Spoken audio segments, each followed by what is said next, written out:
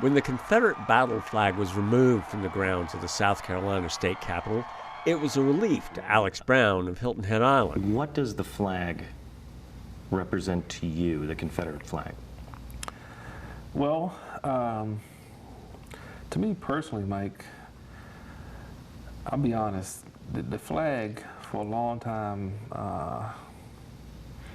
brought some fear more than anything else, you know, because growing up, you're taught what it stands for. You start to equivalent that with hate groups. So as a kid, I was always afraid when I saw the flag. No fear for historian Stan Deaton, but he does believe that the flag's removal from public spaces is the beginning of the South asking itself a long, smoldering question. Is it any longer necessary for us to memorialize what many people consider to have been the greatest internal threat the United States has ever faced? I think it's a legitimate discussion to have. It's just a responsibility of mine to teach the youth that are coming behind me, you know, what the flag represents, and now what the removal of the flag represents. I think we're at a point now where we're moving forward, okay? You've got to tear down some walls every once in a while to rebuild, and sometimes you may even have to chip into the foundation to rebuild.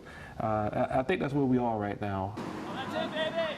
The debate is shifting now to a broader conversation that looks both deep into the past and far into the future.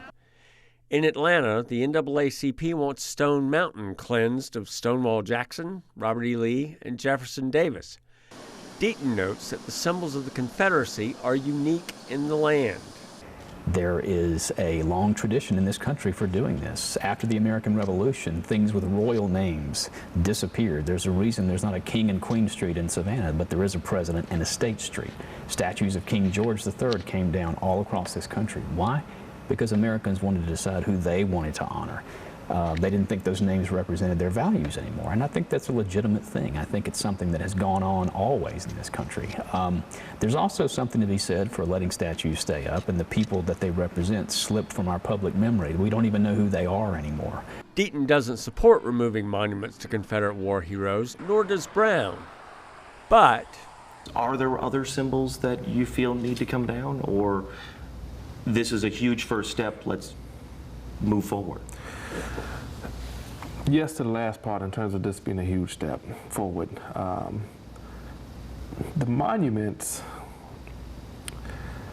at least in my mind, you don't see people equating the monuments with hatred.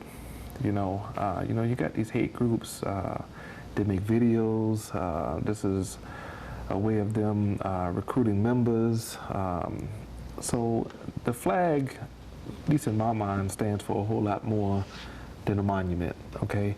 Do we need to go back and make sure we hash out and teach the exact history when it comes to these monuments? Well, I think so. To get to the point about their cast people in a favorable light, the statue for Dr. King in Washington, D.C., any statue of Dr. King is not going to have anything on there about the allegations of plagiarism or adultery that we know about from having studied his life. The statue to Thomas Jefferson in Washington doesn't say anything about Sally Hemings or the fact that he owned slaves. He's an apostle of liberty. That is the way that we choose to remember him, but that's an incomplete picture. Joe Dawson has a dog in this fight, too. Dawson's a member of the Francis Bartow chapter of the Sons of Confederate Veterans. He says monuments like this one to Bartow hold an important place in the history of the South. Francis Bartow, in his day, was a man among men.